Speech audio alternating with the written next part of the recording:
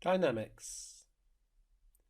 In earlier work, we have seen that Newton's second law can be expressed by the formula F equals ma, where F is the force in newtons, m is the mass in kilograms, and acceleration is denoted by a, acceleration being in meters per second squared. That means that we're working, of course, in SI units.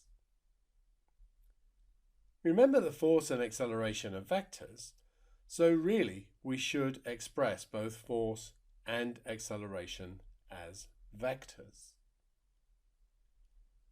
In the problems that follow, we will need to identify resultant forces, which may require us to resolve forces and to consider resistance forces, such as friction.